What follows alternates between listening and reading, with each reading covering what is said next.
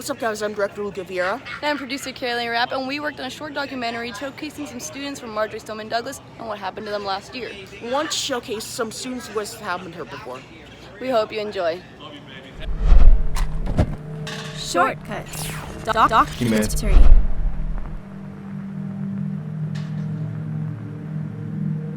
It was a normal day up until the very last period.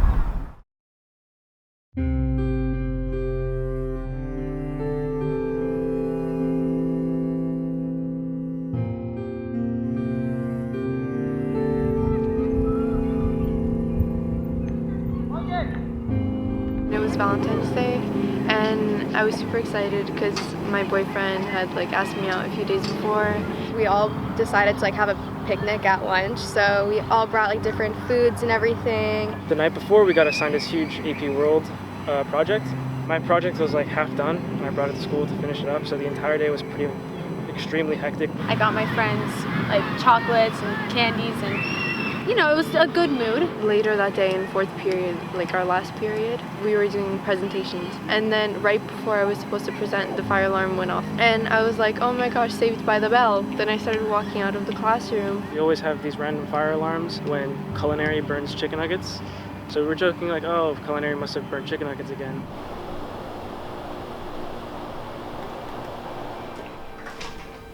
I was in the 1200 building. We had a drill early on that day, so everyone kind of thought that it was just another drill. But after a while went by, and we heard some really loud banging. It sounded like someone was just banging on a metal door, and it just kept on getting closer and closer. And then we started hearing people scream. Oh my God! Everyone just ran out of their seat and hid behind our teacher's desk. It was a really big class, so not everyone could get to a very safe place. Unfortunately, it still got to some people.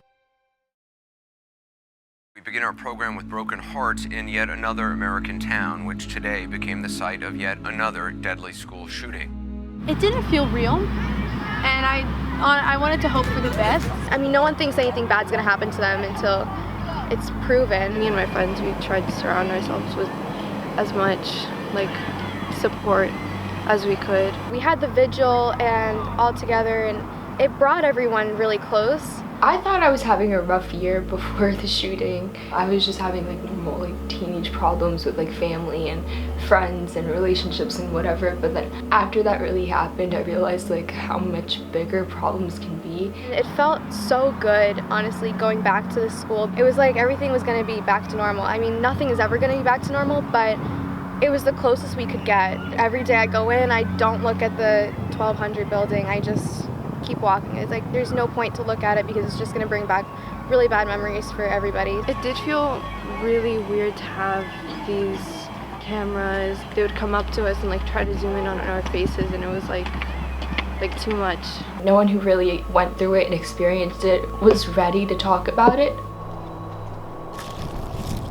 I'll have nightmares, and it's not really it's maybe once, twice a month, and the worst thing is I never know when it's gonna happen. I'll just wake up in the middle of the night crying, and I can't have to bring myself back to reality. Every time I go somewhere, no matter where it is, I'm just trying to go out, I'm always scared that something like that's gonna happen again. So I always find myself looking for any place to hide, anything to do, anything to defend myself with. We have to be there. We have to be at school.